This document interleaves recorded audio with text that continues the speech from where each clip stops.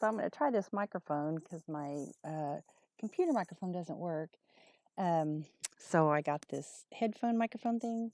So, anyways, I just wanted to say hi to all those who are doing the Feast of Tabernacle, also known as the Sukkot. And today I'm just doing this like in my yard. I've actually got my little tent set up, and I didn't have any palm trees or myrtles or the citrog fruit. So I just drew a picture of each one and put it in my little envelope hung on my tent. And then I just put some branches on there. But anyways, I don't know like how many of my friends, I know some of them do for sure, celebrate the Feast of Tabernacles. And so I just wanted to talk a little bit about that.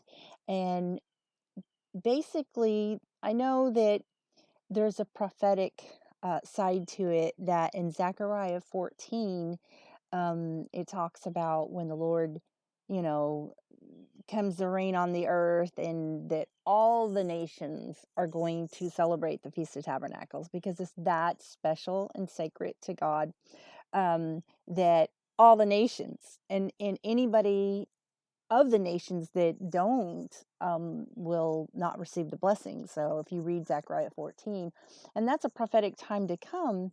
And I know some people think, oh, well, Thessalonians says that when the Lord comes, we shall meet him in the air, and there shall we ever be. Yeah, we will meet him and we will be with him.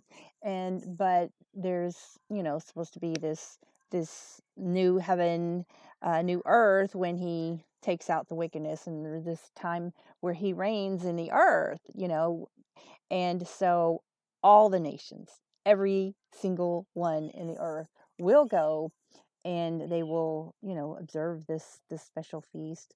Um, Jesus, and I shared earlier today in the book of John, chapter 7, it talks about Jesus actually instructed his disciples to go to the Feast of Tabernacles, but he explained that he could not go with them at that time because because there was a bunch of Jews that were wanting to kill him, and his time to be killed was not yet. So he actually was prevented from going to the Feast of Tabernacles until he went in the mid feast of the Tabernacles. He went there, but he went secretly, and they were like chastising the disciples, like, where's your Messiah? Why isn't he here? But he was there. He was just there secretly. He went in the middle of the feast, and that's what the book of John chapter 7 says.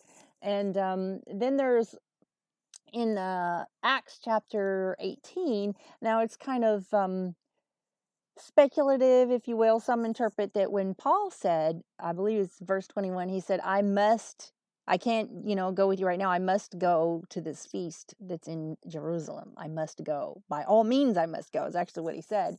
And some say, well, that was a feast of Pentecost. I'm like, well, I don't see anything that says Pentecost was a feast. It was just it was a day. It was an event where, the Holy Spirit came. But the purpose, of the Feast of Tabernacle is just, it's a time of Thanksgiving.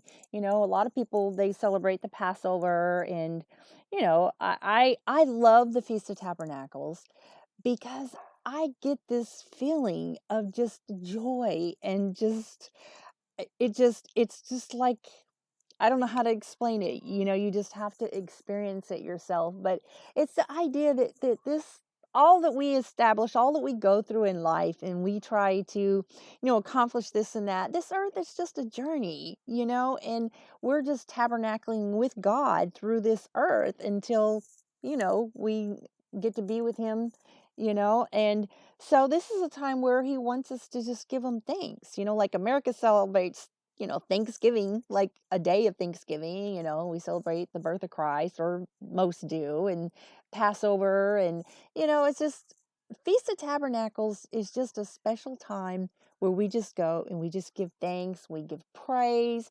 A lot of churches, they do different things for the Feast of Tabernacles. Some of them do the praise dancing, some of them don't. Some of them, it's just a lot of time of music and just gathering together and just praising, and just like a happy, joyful time. And of course, there's eating involved as well, but it's just a joyous week that happens. So I know about, I think it was like 3 years ago, I was celebrating with a friend, a very dear friend of mine, who had never celebrated the Feast of Tabernacles before. And her husband was actually a minister and had never, I guess, observed it.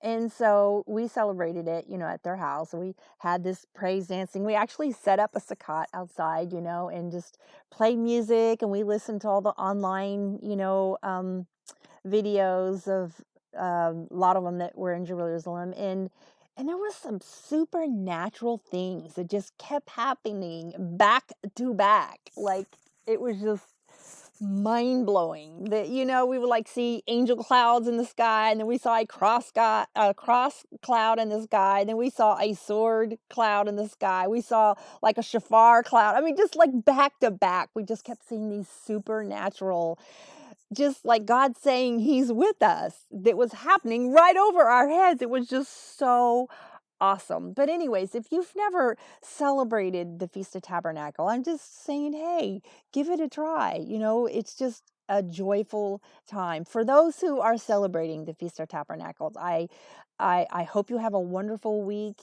And I'm actually going to go and celebrate with the church, at least a couple days this week.